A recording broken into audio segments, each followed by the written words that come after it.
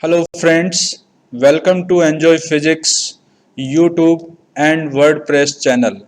और हम यहाँ पर अभी डिस्कस कर रहे हैं क्लास 9th के ओ लैब्स एक्सपेरिमेंट यानी ऑनलाइन लैब के कुछ वर्चुअल एक्सपेरिमेंट हम यहाँ पर डिस्कस कर रहे हैं और हमने सब्जेक्ट लिया है फिजिक्स।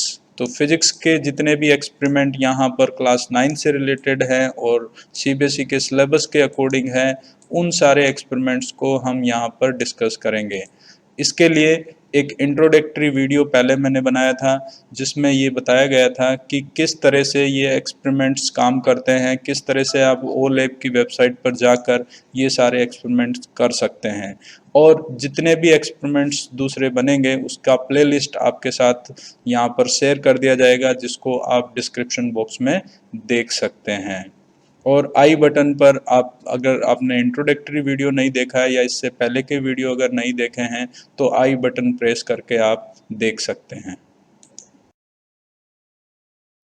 ओके फ्रेंड्स, आज का हमारा जो एक्सपेरिमेंट है वो है verification of Newton second law. तो न्यूटन सेकंड लॉ को ओ लैब की वेबसाइट पर हम जाकर देखेंगे कि किस तरह से इस वर्चुअल एक्सपेरिमेंट को हम कर सकते हैं।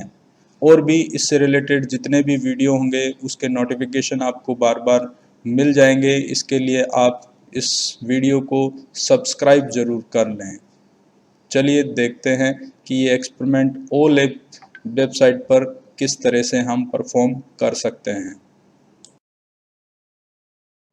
ओके फ्रेंड्स, तो पहले देख लेते हैं हमारे लर्निंग गोल्स क्या क्या हैं। इस एक्सपेरिमेंट को करने से क्या हमें फ़ायदा होगा। तो स्टूडेंट्स लर्न्स अबाउट मास, कि मास क्या होता है। Mass is equal to volume into density होती है। Acceleration, the rate of change of velocity. Force F is equal to M a. Momentum, mass into velocity. और फिर लास्ट में जाकर हम न्यूटन सेकंड लॉ के बारे में जान पाएंगे कि ये होता क्या है। तो let's understand the concept behind the Newton second law by the simple experiment. एक सिंपल एक्सपेरिमेंट करके हम ये सारी चीज़ें इसके बारे में हम जान सकते हैं। Okay, can you define Newton's second law of motion. क्या आप न्यूटन के सेकंड लॉ को डिफाइन कर सकते हैं? जी हाँ, बिल्कुल हम डिफाइन कर सकते हैं। According to Newton second law of motion, the rate of change of momentum of an object is proportional to applied unbalanced force in the direction of force। तो सबसे पहले यहाँ पर कंडीशन क्या है कि एक अनबैलेंस्ड फोर्स लगना चाहिए, क्योंकि अनबैलेंस्ड फोर्स ही मोमेंटम में चेंज ला सकता है। ठीक है। दूसरा यहाँ पर है कि मोमेंटम में चेंज कौन सी डायरेक्शन में होगा, कि जिस डायरेक्शन में हम फोर्स लगा रहे हैं। ठीक है। फिर तीसरी बात क्या है कि द मोमेंटम में जो चेंज आएगा यानी डी बाई डी टी, यानी मोमेंटम में टाइम के साथ जो चेंज आएगा D P by D T. ठीक है, ये किसके डायरेक्टली प्रोपोर्शनल है? डायरेक्टली प्रोपोर्शनल है अनबैलेंस्ड फोर्स। तो अनबैलेंस्ड फोर्स जब लगता है किसी ऑब्जेक्ट पर तो ही मोमेंटम में चेंज होगा, और मोमेंटम में टाइम के साथ कितना चेंज आएगा वो डिपेंड करता है फोर्स पर, कि अगर हम फोर्स कम लगाते हैं तो मोमेंटम में जो टाइम के साथ चेंज आएगा वो कम आएगा, और अगर ज़्यादा फोर्स लगाते हैं तो मोमेंटम में बहुत ज़्यादा चेंज आएगा। न्यूटन सेकंड लॉ का जो दूसरा फॉर्मेट है या इक्वेशन हम कह सकते हैं वो है F is equal to M a, यानी force is equal to mass into acceleration. तो यहाँ पर मास बॉडी जिस पर हम फोर्स लगा रहे हैं और ए उसमें एक्सेलरेशन है।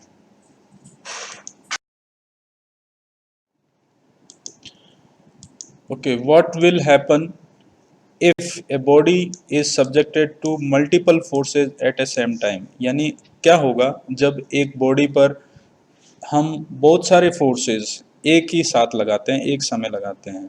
तो फोर्स एक वेक्टर क्वांटिटी है, तो इसलिए जो नेट फोर्स बनेगा वो वेक्टर सम के अनुसार आएगा, कि अगर दोनों फोर्स सेम डायरेक्शन में लग रहे हैं सपोज तो ऐड हो सकते हैं, लेकिन अगर अपोजिट डायरेक्शन में वही फोर्स लग रहे हैं तो वो माइनस भी हो सकते हैं, और इक्वल और अपोजिट डायरेक्शन में है तो टोटल फोर्स जीरो भी हो जाएगा। तो if a body is subjected to the multiple forces at same time then the acceleration produced by the same vector sum, यानी जो फोर्स है या एक्सेलरेशन है उनका हम वेक्टर सम लेंगे। तो total force F is equal to F2 F3 ये सब वेक्टर सम आएगा is equal to M into a, यानी उसमें जो नेट एक्सेलरेशन प्रोड्यूस होगा वो ए और मास के अनुसार होगा। The second law can also show the relate the Newton's net force and the momentum P of a body. यानी F जो net force F is equal to M a is equal to the acceleration the rate of change of velocity, और velocity में हम m की value अंदर रख देंगे तो m इंटू वी पी बन गया.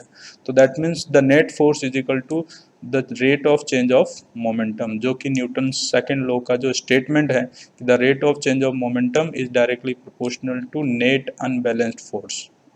So therefore the Newton's second law states that the Newton's law acting on a body is equal to the rate of change of momentum of body. तो ये Newton's का second law हो गया जिसका statement अभी हमने पढ़ा था.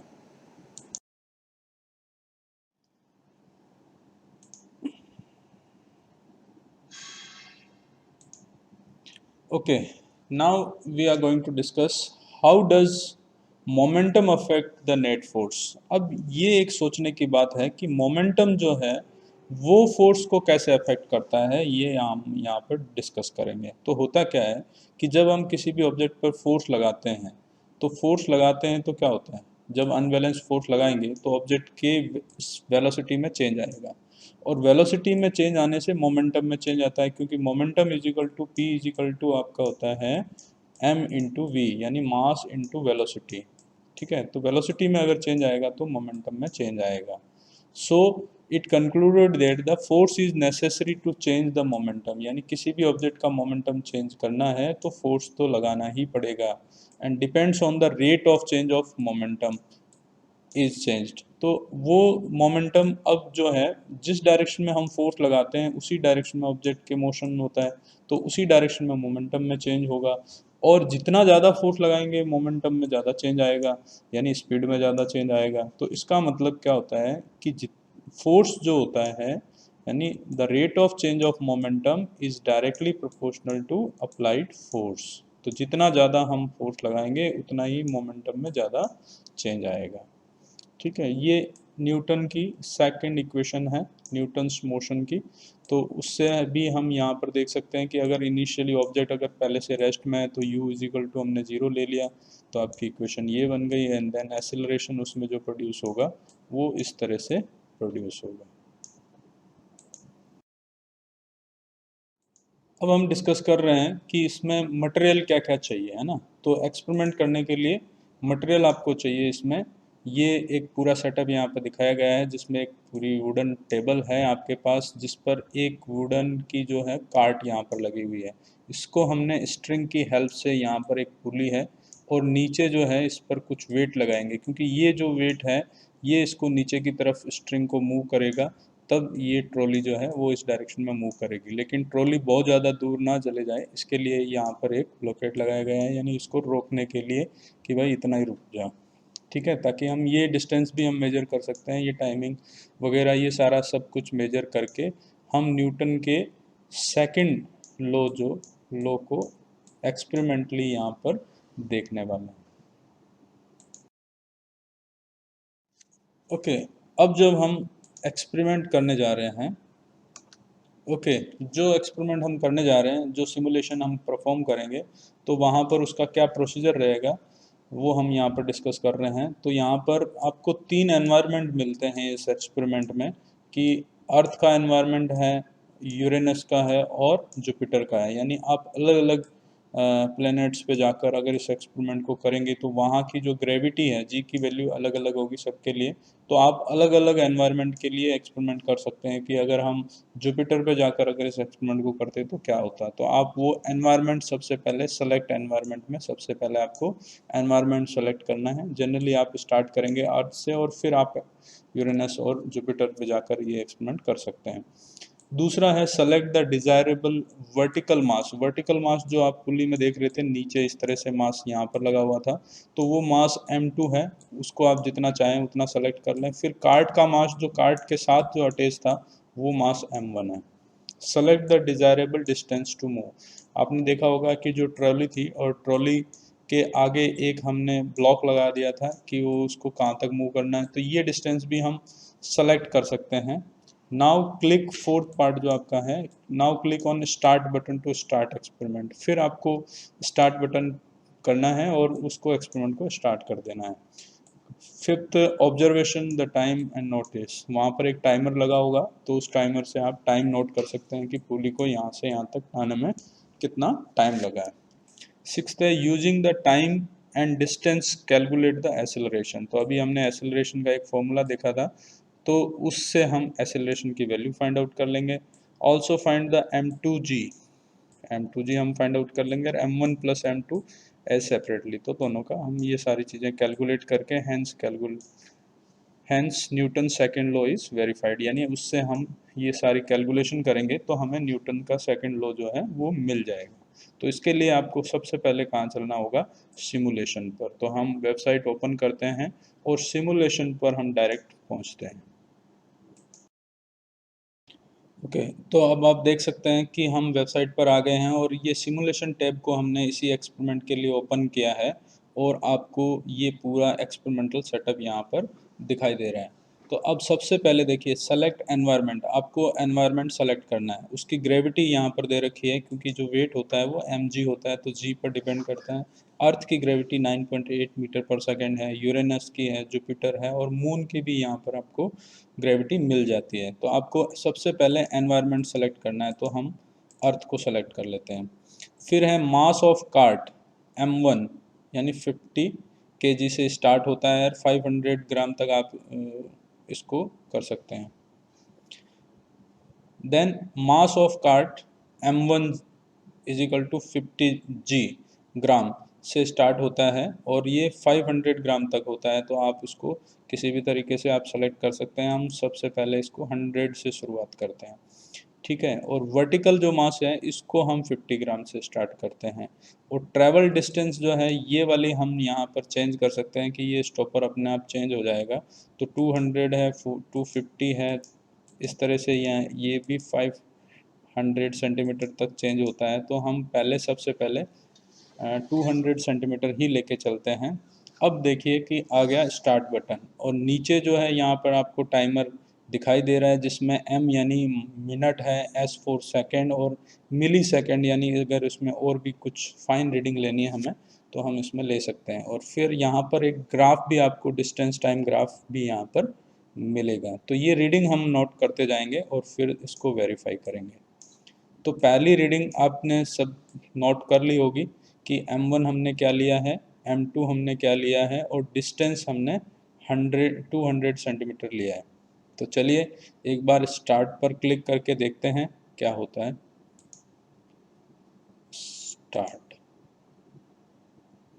स्टार्ट हो गया। क्या टाइमिंग नोट हुआ आपका, 1 सेकेंड और 1 मिली सेकेंड। तो ये आपको टाइमिंग नोट करनी है। ओके अब हम इसको वापस रीसेट कर देते हैं। अब हम दूसरी रीडिंग लेंगे तो सेम एनवायरनमेंट के लिए अगर हम सेम मास M1 और M2 वही रखेंगे, डिस्टेंस हम चेंज कर रहे हैं तो डिस्टेंस यहाँ पर अब हम कर देते हैं 300 सेंटीमीटर और इस एक्सपेरिमेंट को करके देखते हैं। तो टाइमिंग आप नोट कर लीजिए, टाइम जो आया है वो वही आया है।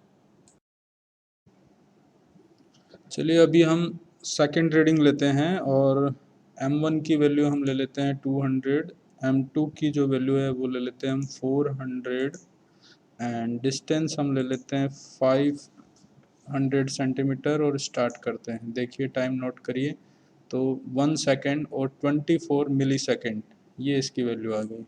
तो इसको हम नोट कर लेते हैं और थर्ड ऑब्जर्वेशन ले लेते हैं पहले और फिर कैलकुलेशन करके देखते हैं। तो रीसेट कर देता हूँ मैं और अब वापस ऑब्जर्वेशन लेते हैं।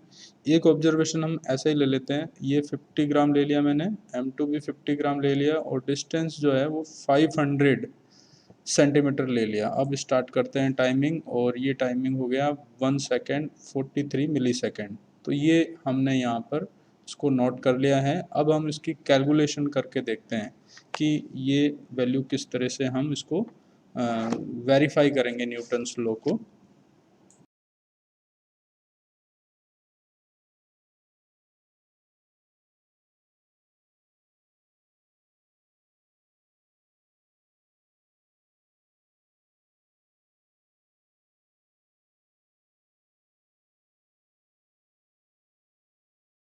चलिए अब कैलकुलेशन पार्ट में आ जाते हैं। मैं सीधा एक्सेल पे चलता हूँ और इसमें मैंने फॉर्मूले लगा के रखे हैं। तो जैसे ही हम वैल्यू रखेंगे m1 की, m1 को मैंने किलोग्राम में कन्वर्ट कर दिया है।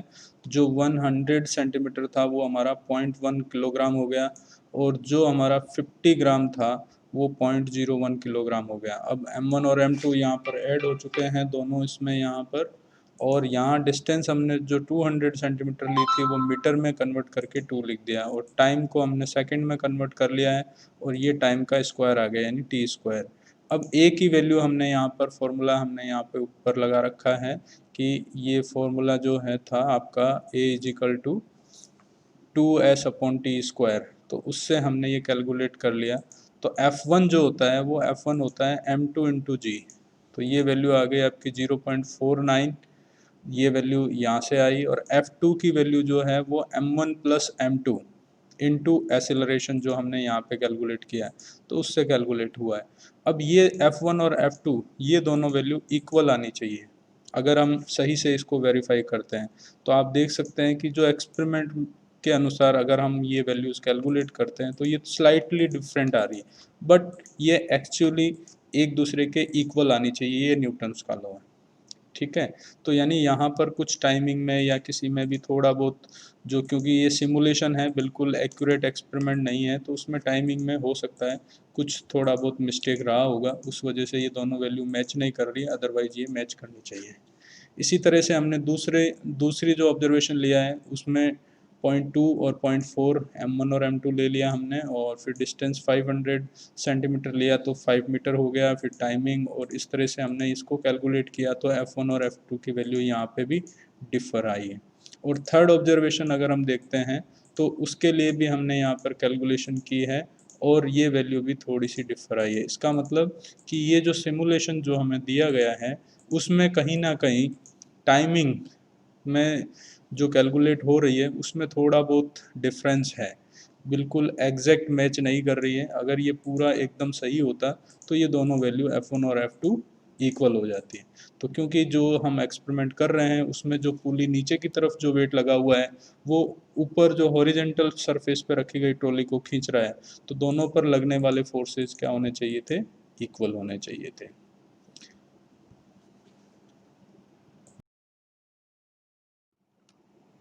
ओके फ्रेंड्स, अब देख लेते हैं कि अगर आप इस एक्सपेरिमेंट को, अभी तो हमने सिमुलेशन में किया था, लेकिन अगर इसी एक्सपेरिमेंट को आप लेबोरेटरी में करते हैं, रियल लैब में करेंगे तो क्या प्रोसीजर हम फॉलो करेंगे। तो आपको यही इसी तरह से करना है। Arrange the apparatus as shown in figure. जो आपको जिस तरह से एक्सपेरिमेंट दिया गया था कि एक टेबल लेनी है, उस पर एक ट्रॉली लेनी है, और इसमें एक स्ट्रिंग बांधकर आपको यहाँ पर एक पुली लगानी है, और फिर इसी स्ट्रिंग को कनेक्ट करते हुए यहाँ पर नीचे आपको वेट लगाना है, ठीक है।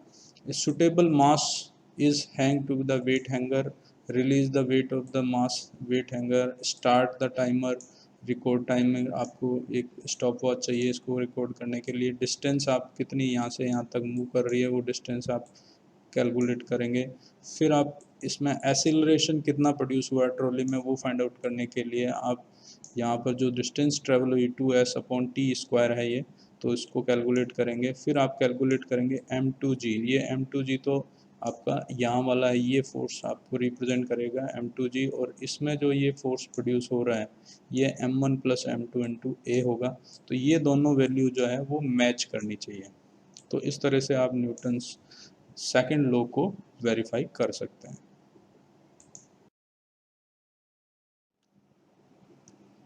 चलिए फ्रेंड्स, अब देख लेते हैं हम इसमें रिज़ल्ट में आपको क्या लिखना है। तो रिज़ल्ट में आपको लिखना है कि calculate m2g and m1 + m2a।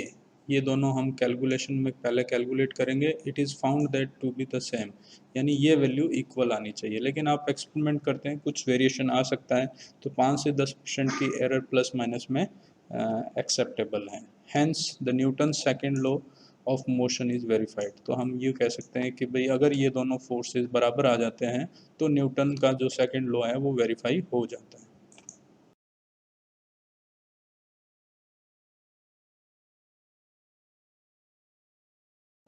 Okay friends, अब हम वाइवा के क्वेश्चन डिस्कस करने जा रहे हैं। पहला वाइवा का जो क्वेश्चन है, what causes a body to fall to earth. तो अर्थ की तरफ हर ऑब्जेक्ट क्यों गिरता है? Due to gravity. What is the rate of change of velocity called? तो rate of change of velocity is known as acceleration, और ये एक कांस्टेंट एक्सेलरेशन होता है, ठीक है। The product of mass and velocity is momentum, p is equal to mv। Which of following statement is false? कौन सा गलत है? तो F is equal to M A होता है, सही है। F is equal to M D V by D T, ये भी ठीक है, और D P by D T, ये भी ठीक है। D जो है वो एक्सीलरेशन यहाँ नहीं आता है, तो ये गलत हो गया। Which of following is the correct acceleration due to gravity at the equator of earth? तो 9.8 मीटर पर सेकंड स्क्वायर ये अर्थ की ग्रेविटी होती है at equator. Consider two bodies having the same mass falling from the different height. तो अलग अलग height से वो गिर रही है। Which one should has the maximum velocity when reach to the ground? तो अगर वो अर्थ पर आ रही है तो किसका जो है स्पीड सबसे ज़्यादा होगा?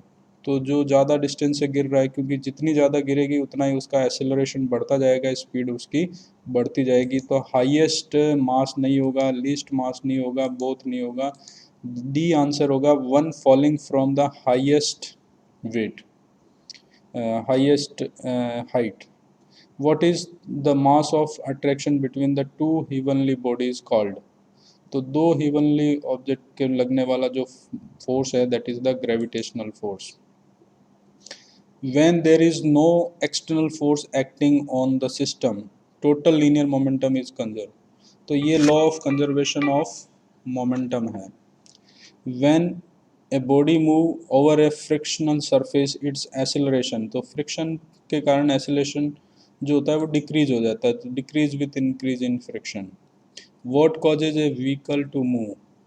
कोई भी व्हीकल है वो क्यों मूव होता है? तो इसके फोर्स भी हो सकता है इसका आंसर, और फ्रिक्शन भी हो सकता है, लेकिन फ्रिक्शन के बिना कोई भी, अगर आप फोर्स भी लगा रहे हैं तब भी वो मूव नहीं होगा, तो फ्रिक्शन जो है वो ज़रूरी है।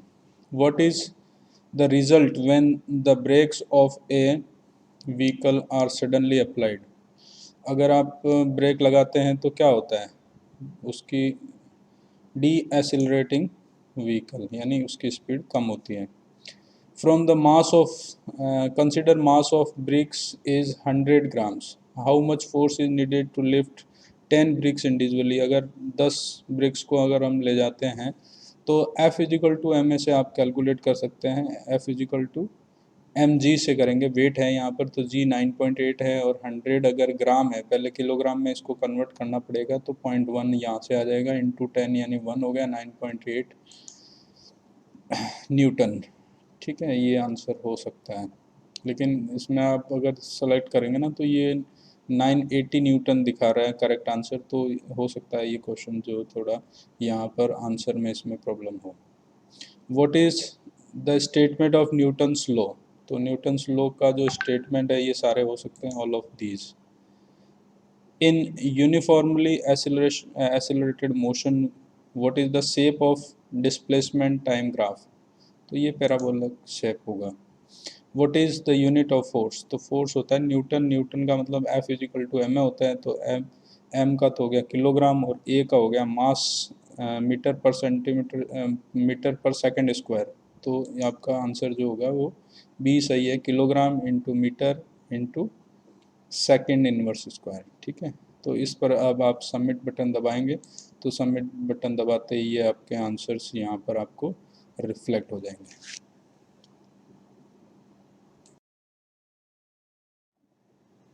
Okay friends, thank you. इस तरह से हमने ये दूसरा एक्सपेरिमेंट किया है क्लास 9th फिजिक्स का ओ लैब पर।